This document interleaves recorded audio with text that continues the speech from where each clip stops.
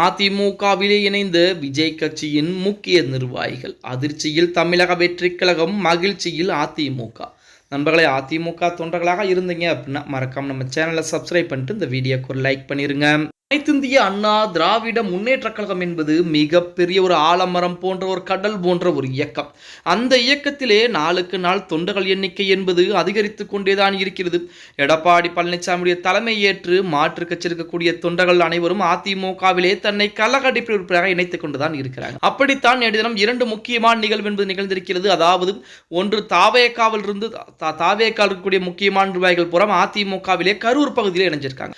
இன்னொரு விஷயம் என்னவென்றால் அப்படிங்கிற கட்சி, வேல்முருகனுடைய கட்சியில் இருக்கக்கூடிய முக்கியமான நிர்வாகி ஒருவர், அதுவும் வேட்பாளராக அறிவிக்கப்பட்ட நபர், நமது துணை பொதுச்சாளர் கூடிய KP முனுசாமி முன்னிலையிலே அதிமுகவில் இணைந்திருக்கிறார். இப்படிப்பட்ட ஒரு சூழலில் கரூர் துயர வழக்கில் கைது செய்யப்பட்ட தாவேகா நிர்வாகி அதிமுக இணைந்திருப்பது விஜய் தரப்புக்கு அதிர்ச்சியை கொடுத்திருக்கிறது அப்படின்னே கூட சொல்லலாம். தாவேகாவின் கரூர் மாநகர செயலாளர் பவுன்ராஜ் முன்னாள் அமைச்சர் MR விஜயபாஸ்கர் முன்னிலையிலே தனது ஆதரவாளருடன் அதிமுகவில் இணைந்திருக்கிறார். தேர்தலில் போட்டியிட சீட் மறுக்கப்பட்டதால் பவுன்ராஜ் இந்த முடிவை எடுத்திருப்பதாக அரசியல் வட்டாரத்திலே தகவல்கள் என்பது வெளியாகிக் கொண்டதாலும் அதிமுகவிலே அவர் இணைந்திருப்பது கரூர் மாவட்டத்தை பொறுத்தவரைக்கும் மிகப்பெரிய பேசுபொருளாக பார்க்கப்பட்டுக் கொண்டிருக்கிறது அப்படின்னே கூட சொல்லலாம். கரூரை பொறுத்தவரைக்கும் செந்தில் பாலாஜியுடைய கோட்டை அப்படிங்கிற ஒரு காலம் என்பது இருந்தது. ஆனால் இப்பொழுது செந்தில் பாலாஜியே கரூரை சொந்த தொகுதி கரூரை விட்டுவிட்டு கோவை தெற்கு தொகுதியை நோக்கி போய்விட்டார்.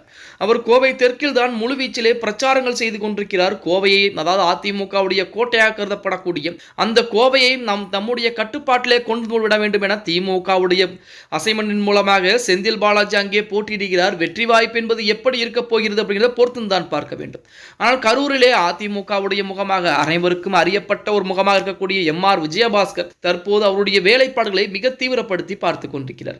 அதன் அடிப்படையில் தான் நேற்று தினம் கூட பார்த்தீங்கன்னா கரூர் வழக்கிலே கைது செய்யப்படப்பட்ட நமது தமிழக வெற்றி கழகத்துடைய நிர்வாகி பவுன்ராஜ் அவர்கள் அதிமுகவிலே அவருடைய ஆதரவாளர்கள் 200க்கும் மேற்பட்டோரை கூட்டி வந்து அதிமுகவிலே இணைத்திருப்பது தற்சமயம் அதிமுக அரசியல் வட்டாரத்திலே மற்றும் அரசியல் வட்டாரத்திலே ஒரு பரபரப்பை ஏற்படுத்தி கொண்டிருக்கிறது அப்படின்னே கூட சொல்லலாம். 2026 சட்டமன்ற தேர்தலை பொறுத்த வரைக்கும் நம்ம அனைவருக்குமே தெரியும். அதாவது இந்த 2026 தேர்தலில் அதிமுக அமோகமான ஒரு வெற்றியை பதிவு செய்தாக வேண்டும். மறுபடியும் அடுத்த 5 ஆண்டுகள் திமுக வந்தால் தமிழகம் எப்படி இருக்கும் என்பது நம்ம அனைவருக்கும், தமிழக மக்களாகிய அனைவருக்குமே தெரியும். அதே போல அதிமுகவிற்கு இந்த முறை வாய்ப்பு என்பது மறுக்கப்பட்டால் இனி 10 ஆண்டுகளானாலும் சரி அடுத்த வாய்ப்பு என்பது அதிமுகவிற்கு கிடைப்பதற்கு வாய்ப்புகளே கிடையாது.